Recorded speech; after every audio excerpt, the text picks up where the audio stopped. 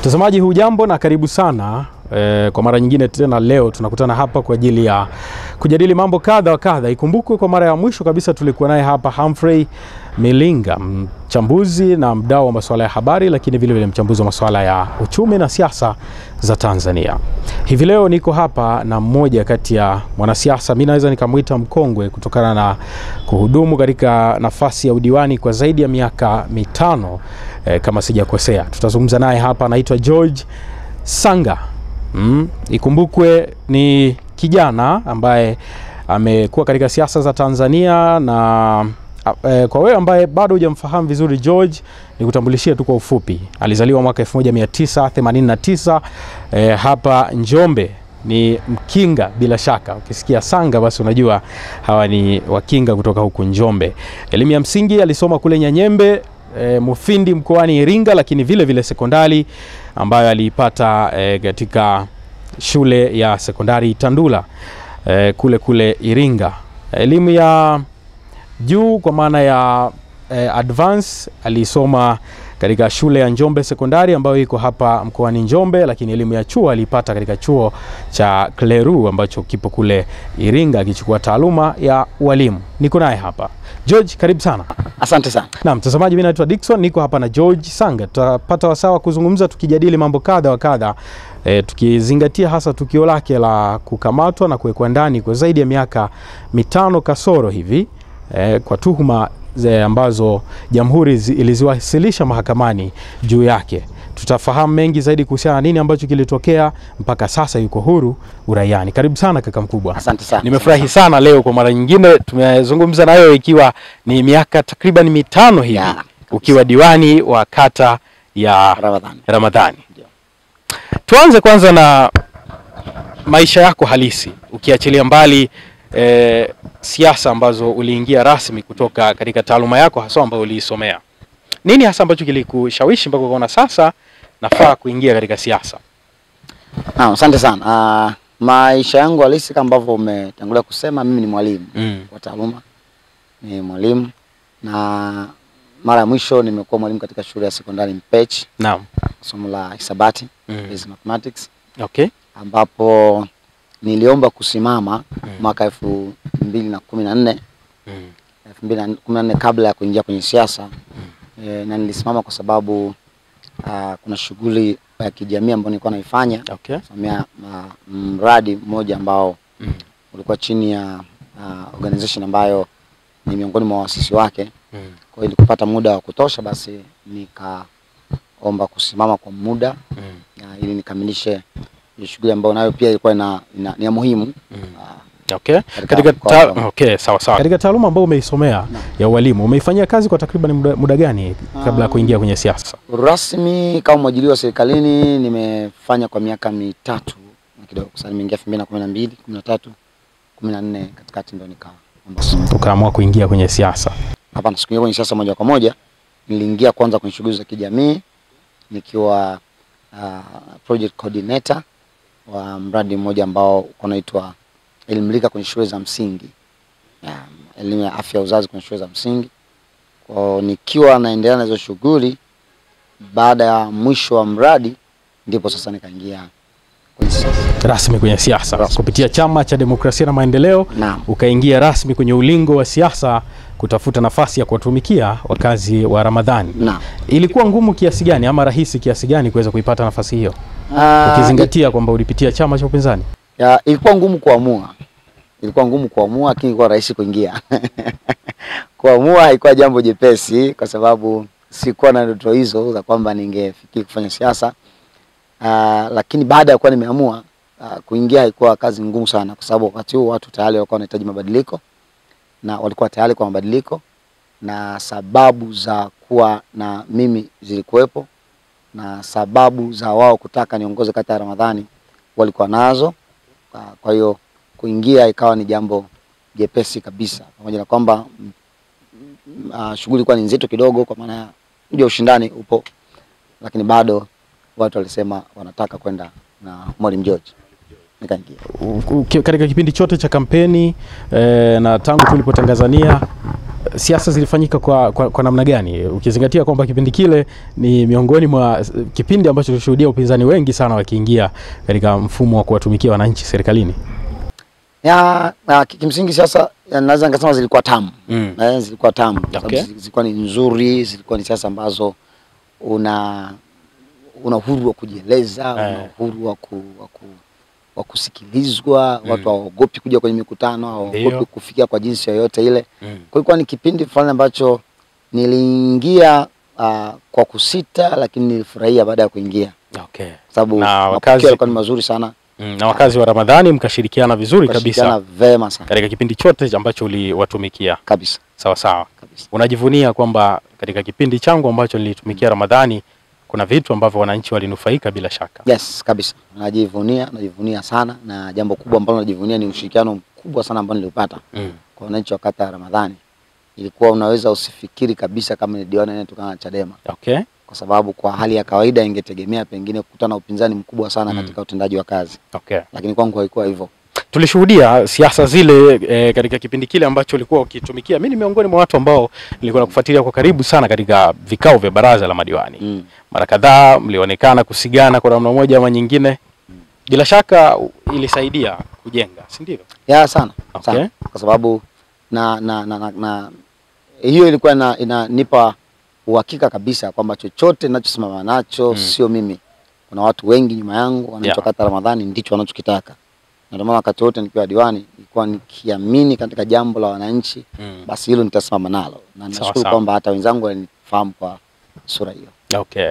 Mwalimu George Sanga niko naye hapa, diwani mstaafu wa kata ya Ramadhani ambaye ametumikia wananchi kwa takriban miaka 5 kabla ya naweza nikasema ni maswahibu makubwa ambayo yalimkumba na yakapelekea kukaa ndani kwa zaidi ya miaka 4, miaka 5 hivi kasoro. Tuanzie hapo sasa. Naam. Kipindi chako kikakoma rasmi baada ya kumaliza kuwatumikia wakazi wa Ramadhani kwa miaka 5. Katika harakati za kujiandaa kwa mara ya pili kuenda kuomba tena ridhaa, yakatokea yale yaliyotokea. Hebu tukumbushe kwanza, kabla ya tukio lile lenyewe kukukuta, ilikuta katika mazingira gani na ilikuwaje kwaje? Kama ulivyotangulia kusema, nilihitimisha kipindi changu cha awamu ya kwanza miaka 5 kwa kutumikia wananchi wa kata ya Ramadhani. Na kwa sababu binafsi yako mambo ambayo niliona na paswa kuendelea kuyakamilisha, lakini pia sauti ya wana Ramadhani ilikuwa bado inasikika masikioni mwangu na waziwazi wakinitaka niendelee tena. Okay. Nilikusudia na nikaingia kugombea tena awamu ya pili. Ndio. Kwa hapo sasa ikawa ni awamu ya kipindi cha mwaka 2020 kuelekea 2025. Kwa katikati ya kampeni nakumbuka nilifanikiwa kuteuliwa na chama. Okay. Lakini pia nikateuliwa na tume ya uchaguzi, nikaanza kampeni. Katikati ya shughuli za kampeni ndipo ambapo sasa kanikuta maswaibu ambayo akaniondoa uraiana kuniweka gerezani kwa miaka hiyo 5 kasoro hivi. Na wakati huo ikumbuke pia kwamba nilikuwa nimeongezewa majukumu sasa. Maana sasa naweza nikasema sasa ndio nilikuwa sasa kama mwanasiasa kabisa. Niliongezewa majukumu.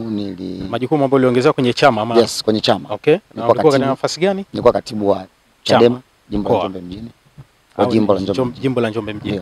Okay. Lakini pia kwenye mkoa ni kama mwenyekiti wa baraza la vijana wa Chadema. Okay. Kwa hiyo ni kipindi ambacho chama kiliniona zaidi kupitia uongozi wangu wa uwakilishi wa wananchi, ndipo kaniongezea majukumu mengine kupitia na chama. Okay. Sawa. Sasa umesema ukiwa katika kampeni, katikati ya kampeni ndio tukio lile sasa likatokea. Hebu tupe picha. Ilikuwaje hiyo siku? Na ulipata fununu before kwamba kuna namna unatafutwa ama namna gani? Ilikuwaje mpaka ukaingia katika mikono ya jeshi la polisi? Naikumbuka vizuri sana tarehe 26 mwezi wa 9 mwaka 2020. Ndio. Miongoni mwa majukumu ambayo nilipewa kama katibu wa jimbo ilikuwa pia ni kuratibu kampeni za mgombea bunge wa Chadema. Okay. Kwa tarehe 26 mwezi wa 9 nakumbuka nilikuwa natakiwa na nilikuwa kwenye mikutano takriban 3 kwenye kata ya Iwungilo. Kianzia Ngalanga, Iwungilo, tuna mwisho nikamalizia Igoma.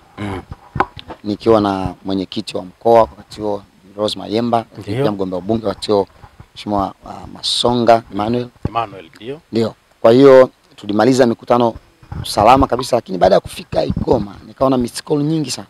Okay. Ndio kwa mtandao kidogo kuna yumba yumba. Yeah. Kuna kuta nimetafutwa sana na mmoja wa viongozi wa chama. Okay. Ambao niliwacha hapa mjini ambaye ni katibu wa kata ya Utalingolo. Okay. Kabla nisogee pembeni mpigie simu. Pigia simu nikaambiwa bwana tupo kituo cha polisi. Mapema kabisa leo mgombea udiwani wa kata ya Utalingolo ameitwa hapa na yuko hapa. Lakini kwa bahati mbaya tupate taarifa yoyote nini kinaendelea na ameitwa kwa sababu gani. Kwa tunaomba basi kama naweza basi mkimbia mmoja mfike. Okay. Kwa ndio tukachukua jukumu haraka sana kuondoka kijijini kurudi hapa mjini kwa ajili ya kufuatilia nini kimemsibu mgombea. Msibu na nini kinaendelea. Nini kinaendelea. Kwa sababu kama katibu turning officer wa uchaguzi ndani ya chama lazima niwe na majibu ya nini kinaendelea kwa mgombea udiwani. Kwa hiyo nilifika pale nikiwa na huyu Emmanuel Masonga na Mheshimiwa Rose Mayemba kwa ajili ya kuripoti kutaka kufahamu nini kinaendelea juu ya huyo mgombea wa udiwani. Okay. Na huo ndio ulikuwa mwanzo wa kujikabidhisha mikononi mwa polisi. Kwa sababu hata funuzo yote kama natafutwa wala sikutafutwa na askari yoyote wala sikupigiwa simu na mamlaka yoyote. Lakini nilipofika pale basi wenzangu wakaambiwa waondoke kidogo, taarifa zote watapewa kupitia mimi. Okay. Kwa ndio ulikuwa mwanzo wa kuachana na Masonga, ndio mwanzo wa kuachana na Rose Mayemba. Na wakakuweka kizuizini polisi. Yes. Walikuambia wanakuweka kizuizini kwa sababu gani? Ni story ambayo hata nikikumbuka wao inanichanganya sana. Kwa sababu kuanzia kuwekwa kizuizini sikuambiwa kosa.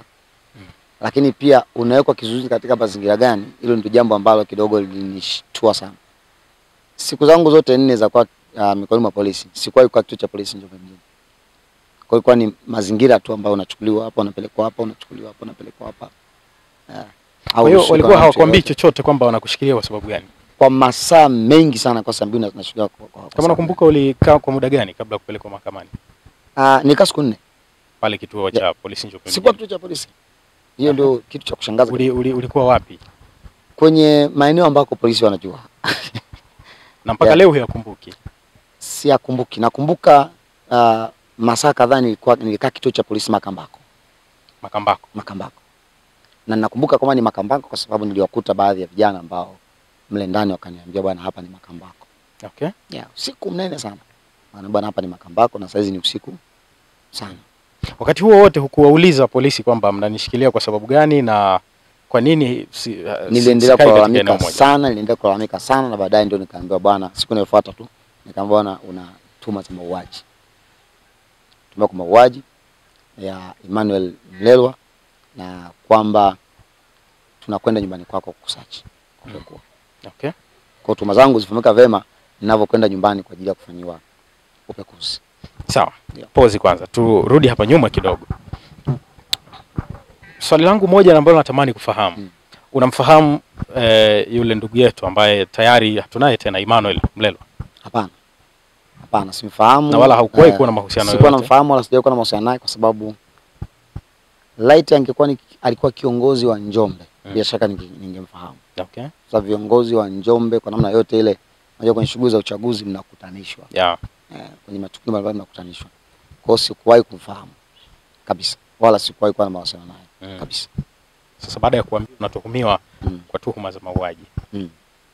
Ilikuwaje sasa?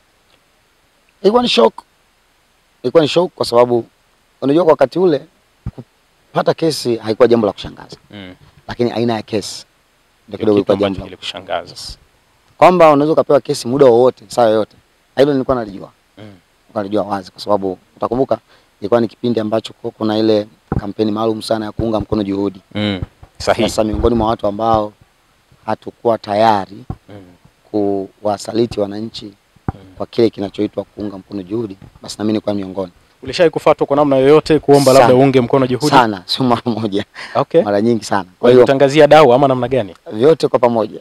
Okay. Kwa unafikiria kama kiasi gani hivi wale kutangazia? Kwa kweli unasikiza mtu anayesema, unaangalia, unaona mbona kiwango ambacho nataja rafiki yangu ungeomba hata wewe mwenyewe upewe tu. Okay. Kwa unaona kabisa kwamba bwana hii ni biashara ya kitapeli. Inaweza kufika milioni 500. Yaani watu wako wanalopoka. Okay. Wanalopoka tu. Na mimi naamini kabisa. Kama wapo watu ambao walihamia kule kuunga mkono juhudi kwa ahadi zile. Naamini wako wengi sana ambao watakuwa hawakupewa. Na wanajitia kufanya hivyo. Na kabisa. Okay. Kwa sababu kuna mambo tunataka ujiulize. Kiasi kinatajwa hiki kwa ajili ya nini? Na kinatoka wapi? Kinatoka wapi? Afu mimi ni nani hasa? Mpaka nipate kiasi cha kiwango hicho. Okay. Kwa unaona kabisa ilikuwa ni kipindi ambacho wachache tuliweza kupita. Kwa kupita kwetu bado tulikuwa tunajua kwamba unaweza kufanywa lolote. Kwa hiyo unaamini kwamba au imani yako inakutuma kwa namna moja ama nyingine kwamba huenda yalokusibu yana mlingano kwa namna moja na juhudi za kuunga mkono, kugomea juhudi za kuunga mkono. Asilimia moja. Sawa. Tuishie hapo. Tuendelee sasa. Umeambiwa tuhuma zako ni mauaji ya ndugu Emmanuel na unatakiwa kwenda nyumbani kusachiwa. Ya, safari tulifika nyumbani. Tulifika nyumbani tukakuta wadogo zangu wakiwa wamekaa walikuwa wapo kwenye maombi. Baada ya kuwa sijapatikana usiku mzima na hawajajua niko wapi, kwa sababu taarifa ya mwisho ilikuwa ni kwamba wameambiwa nimeachwa kituo cha polisi. Wamefika kituo cha polisi, wamezunguka vituo vya polisi vyote, hayupo, haifahamiki niko wapi. Kwa walikuwa kwenye maombi, wamekusanyana na wanakwaya wengine pale, baadhi wakaendelea pale na maombi, na mimi ndio nikaingia pale. Kwa mdogo wangu ndio akawa mwenyeji sasa. Okay. Kama mlikuwa ufuatiliaji wa ile kesi, alikuja kama miongoni mwa mashahidi walioshuhudia upekuzi nyumbani mwangu na ambao waliopokea askari wakati wa upekuzi. Sawa sawa. Mtazamaji, ni George Sanga, mwalimu na diwani mstaafu, tunazungumza naye hapa. Hii ni sehemu ya kwanza kabisa ya mazungumzo yetu ambayo tunataraji kujua mengi sana kuhusiana na mkasa ambao ulimpata wa kukaa kizuizini magereza kwa zaidi ya miaka 4. Tunaendelea naye. Naam. Umefika nyumbani na mdogo wako ndiye akawa mwenyeji wako katika zoezi zima sasa la upekuzi. Ikawaje sasa zoezi zima la upekuzi jinsi lilivyofanyika ilikuwaje kwaje? Walichukua vitu vya kawaida kabisa, walichukua nguo zangu, walichukua hasa nguo za chama. Lakini pia wakachukua gari. Gari yangu ambayo nilikuwa naitumia sana nikiwa hapa. Gari walichukua likiwa wapi? Nyumbani? Nyumbani. Okay. Yes. Walimwomba mdogo wangu akabidhi kwa sababu yeye ndiye ambaye alikuwa analitumia. Akawakabidhi. Alikuwa akilitumia mdogo wako? Alikuwa akitumia sana mdogo wangu kwa sababu ni gari ya chini, wakati wa kampeni huwezi kuitumia sana kwenye mchaka ya vijijini. Okay. Kwa hiyo akawakabidhi na hizo nguo baadhi. Sikuona kama kuna tatizo. Yaani binafsi sikuona kama tatizo kwa sababu ya tuhuma nilizoambiwa na vitu ninavyovichukua. Niliona kama hakuna shida. Okay. Yote. Kwa hivyo vitu ambavyo walichukua ni gari pamoja na hizo nguo za chama. Hakuna kitu kingine. Hakuna kitu kingine. Okay. Baada ya kutoka hapo sasa mkaelekea wapi? Baada ya kutoka hapo biashara ikarudi na vile vile. Nikaanza kuwekwa maeneo ambako hayajulikani. Tofauti hayajulikani na walikuwa wanahakisha sifahamu niko wapi kwa sababu. Kwa muda gani? Kwa muda wa siku 4. Zingine. Maana sasa siku 3 nyingine. Okay. Sababu ilikuwa Jumapili, Jumatatu, Jumanne, Jumatano mchana ndipo ambapo nirudishwa kituo cha polisi Njombe mjini. Majira ya jioni na kufikishwa mahakamani sasa kwenda kusoma mashtaka mauaji. Na hapo ndipo nikakutanishwa sasa na wenzangu 3. Kwa wakati wote huo nilikuwa ni mimi peke yangu. Hao wenzio 3 walikuwa nani na nani? Otatus Nikwela ambaye alikuwa ni katibu mwenezi wa kata Ramadhani Chadema, lakini pia kwa kampeni manager wangu. Lakini pia Tadei Utamanyika ambaye ndiye alikuwa mgombea udiwani kata ya Utalingolo kwa Chadema. Na wa 4 alikuwa ni Goodluck Mfuse. Maarufu hapa mjini kama Dalali. Ndio. Okay. Kwa hapo sasa ndio sasa tukafikishwa mahakamani na kusomewa mashtaka mauaji, na kama unafahamu mashtaka mauaji hauruhusiwi kusema chochote, kujibu chochote kwenye mahakama ambapo unasoma mashtaka. Safari ya maisha mapya ikaanzia hapo. Okay. Tarehe 30 mwezi wa 9. Sawa sawa. Tuanzie hapo sasa. Tuangalie maisha ya ukiwa kizuizini gereza la Mpechi Njombe, sivyo? Ndio. Yalikuwaje kwaje huko? Sio maisha mazuri kwa sababu ni kizuizini. Umenyang'anywa uhuru. Lakini wakati naingia tu gerezani niliyaona kama ni maisha yenye unafuu kuliko siku 4 ambazo nilikuwa mikononi mwa polisi. Kwa nini? Ni kwa sababu niliamini gerezani nitakutana na ndugu. Niliamini gerezani nitakuwa salama. Niliamini gerezani ni mahali ambapo nitahifadhiwa mpaka sheria ichukue mkondo wake. Lakini zile siku 4 kwenye mikono ya polisi ni siku ambazo kwangu zilikuwa ngumu sana. Ndio maana nikilinganisha na siku za gerezani naziona ni afadhali ya miaka hiyo 4 na miezi 3 ya gerezani kuliko zile siku 4 Ugumu wake ulikuwa wapi? Kwamba walikuwa nakutesa, wanakupiga? Niliteswa sana kimwili, pia kisaikolojia, kwa sababu hutakiwi kukutana na ndugu yote. Yaani yote hatakiwi kufahamika, kujua uko wapi. Lakini pia maneno ya vitisho yale. Unafahamu ilikuwa ni kipindi ambacho kuna matukio mengi ajabu. Kwa hiyo unapopewa maneno ya vitisho, sijui kwa kusudia au kutokusudia, baadhi ya askari wanatisha namna hiyo, kuna hali fulani inakuja kama pengine huu ndio mwisho wangu wa maisha. Pengine sasa sitafanikiwa tena kuona ndugu zangu tena wala kuona. Lakini mbaya zaidi inawezekana kabisa hata kaburi langu asilione. Kwa unaweza ukapata hiyo picha kwamba kuingia gerezani, hiyo kwangu mimi nilianza kuiona kama ni mwangaza wa kwanza, sehemu ya kwanza kabisa ya ukombozi, kwamba haijalishi nitakaa kwa muda gani gerezani, lakini hapa nitakutana ndugu, hapo gerezani kuna wakati nitafika mahakamani. Na nikifika mahakamani naamini kabisa nyeupe na nyeusi zitakuwa sawa. Kidogo tu nifahamu, wakati huo ambao polisi walikuwa wakikushikilia kabla ya kufikisha mahakamani, kuna mahojiano yote ambayo mlifanya nao na walikuwa wakikuuliza nini? Ni mengi. Mahojiano mengi sana. Kama mara ngapi kama unakumbuka walikuhoji?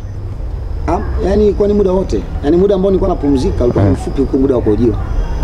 Na ukisikia polisi wanazungumza kitu kuhojiwa, sijui labda sasa hivi kwa sababu ya mchakato wa haki jinai na nini kama vitakuwa vinafanyika. Ukisikia wakati huo wanasema kuhojiwa, basi ujue hiyo ni zaidi ya torture, zaidi ya mateso. Ndio mahojiano. Sio mahojiano ya kukaa mezani mzungumza. Kuna baadhi ya watu wameandika kwenye vitabu vyao na nini, na mimi kimsingi nitaandika baadhi ya mambo. Ukisikia mahojiano ni jambo la hatari. Kwa hiyo hata ilikuwa baada ya umetunzwa kwenye chumba fulani ukaambiwa sasa ndio tunakuja hivi bwana, ni kabisa napiga mwana badilika kwamba tayari ule muda umewadia, mateso umewadia. Lakini nakumbuka mambo mengi ambayo nilikuwa naulizwa, nafasi yangu kwenye chama, majukumu yangu, mahusiano yangu na viongozi, aina ya mafunzo ambayo nimepitia, yani vitu ambavyo unafikiria kwamba ni kwa utashi wao, ni kwa maelekezo, au ni kwa kutafuta tu majina. Yaani unafikiria vitu vingi upate majibu. Unazungumzia mafunzo ambayo umepitia, kwamba walikuwa kiuliza mafunzo ndani ya chama. Kwa unaona kabisa kuna vitu ambavyo wanaviuliza mpaka unafikiria kwamba kuna logic gani nyuma ya hili? Nyuma hasa kwa mfano nikiulizwa hili wanataka nini kweli? Na linahusiana vipi na tuhuma ambazo umepewa? Kwa ukifikiria unaona kabisa kwamba hapa kuna kitu kingine kikubwa zaidi. Na hayo ndio kwa nafanya nione kabisa kwamba kuna uwezekano kabisa nisivuke salama. Kwa maana unajua kusema kwamba kufika gerezani kwangu mimi ilikuwa ni hatua ya kwanza kuona mwanga. Sawa. Umefika sasa gerezani na maisha mapya yanaanza. Kuna sheria zake kule ukiwa kule ndani na kanuni zao za ajabu zingine, lakini nadhani si kwa bahati mbaya zimewekwa kwa ajili tu ya kutafuta ile hali ya utii na wajibikaji pia. Kabisa. Zilikutesa kwa namna moja? Zinakutesa mwanzoni unapopokea. Unajua umetoka uraiani, wewe ni mheshimiwa diwani. Unafika kule wewe ni mahabusu. Na msemo mmoja wanasema kule mbabe ni meja. Yaani mkubwa kuliko wote basi ni askari. Kwa unatakiwa ushuke kwa kiwango ambacho usingeweza kushuka ukiwa raia. Hiyo lazima kwa mwanzoni kuleta upatabu kidogo. Hapo umechuchumaa, hapa hapo umefanya hivi hapa. Kwa mwanzoni inaleta shida kidogo, lakini baadaye ukishazoea ukaona la. Kumbe hapa sasa nikubali kwamba George Sanga mwalimu sio yule ambaye anasimama mbele ya wanafunzi na kufundisha na kushika kiboko. Sio yule ambaye anasimama jukwani na kushika mic na kuongea na wananchi. Sio yule ambaye anasimama kuongoza vikao vya kamati ya maendeleo kata. Wala sio yule ambaye anawakilisha wananchi wengi kwenye baraza la madiwani. Sasa hivi George Sanga ni mahabusu, anatakiwa kuendana na taratibu na sheria za gerezani. Ukishakubali hivyo tu, maisha mengine yanaendelea. Sawa. Tarejea katika mazungumzo yetu sehemu ya pili. Sehemu ya kwanza inaisha hapa mtazamaji. Asante sana kuendelea kutufuatilia. Tafadhali tulia hivyo. Tunarejea hapa na sehemu ya pili ya mazungumzo yetu na Mwalimu George Sanga, diwani mstaafu na mwanasiasa mkongwe, mimi naweza nikamuita hivyo, na tunaangazia hasa maswahibu ambayo yamemkuta wakati akitumia jukwaa la siasa kutafuta nafasi ya kuwatumikia wananchi. Miongoni mwa vitu ambavyo natamani zaidi kuvifahamu hapo baadaye pia ni anadhani kwamba udiwani ulimpelekea mpaka akaingia gerezani. Tutakuja hapa kwa ajili ya kuzungumza hilo. Mimi naitwa Dickson, mgeni wangu ni George Sanga. Tutarejea.